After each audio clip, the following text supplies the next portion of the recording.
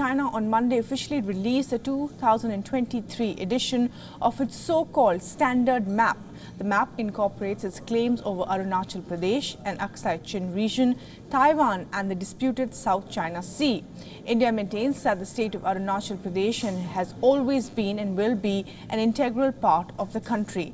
China's move is being seen as a response to India holding events in the lead-up to the G20 summit in the state, which Beijing has opposed.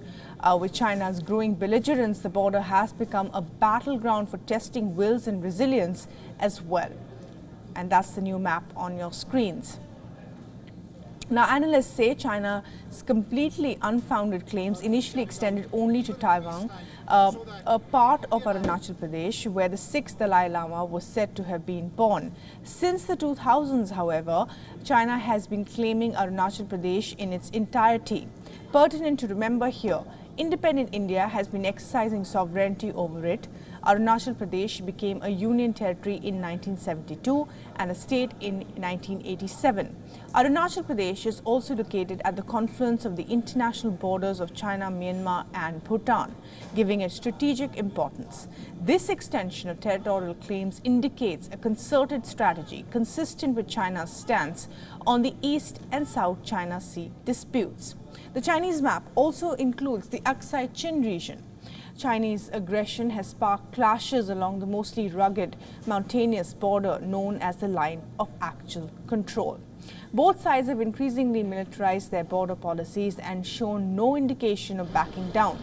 The situation on the border remains tense due to China's violation of norms. Beijing and New Delhi are hardening their position on either side of the line of actual control.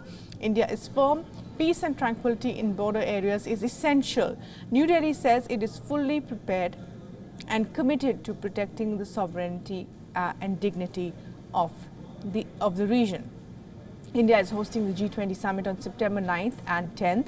It is the premium forum for international economic cooperation and plays an important role in shaping and strengthening global architecture and governance.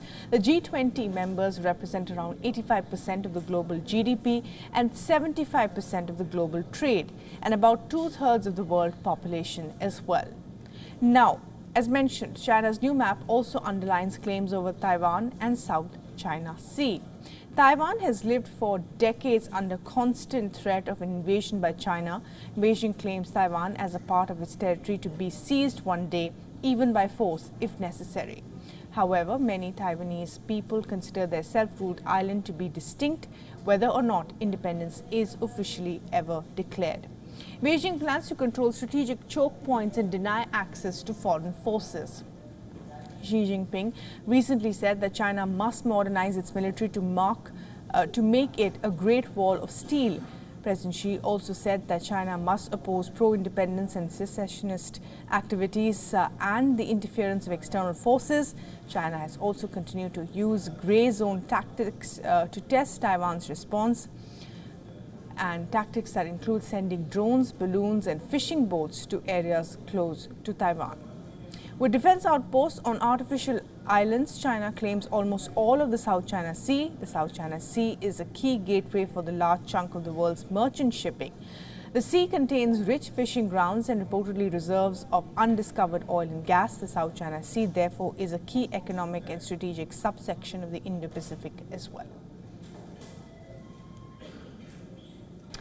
But to talk more about China's claims on Arunachal Pradesh, earlier, our principal diplomatic correspondent Siddhant Sibbal sent us this report.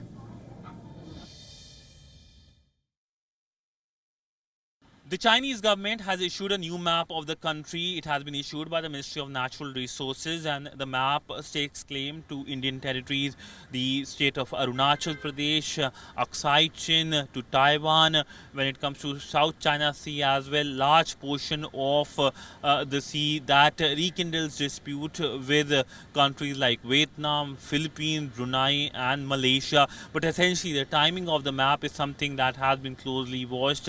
Just as the BRICS summit has been concluded in South Africa last week, and as many countries in the world gear up for crucial summits, the ASEAN summit level meetings in Indonesia and the G20 summit here in Delhi. When it comes to Indonesia, where the East Asia Summit will happen, there will be an expected participation from the Chinese, and then of course the G20 Summit as well, where many of the countries which will be participating have been having concerns with China, whether it's territorial, whether it is trade. When it comes to India as well, relationship between the two countries have fallen since the Galwan incident of 2020. Relationship remains in negative terrain. The incident led to death of Indian soldiers because of aggressive actions by the Chinese, and since then there have been talks, but of course disengagement is something that the Indian side is emphasizing when it comes to line of actual control.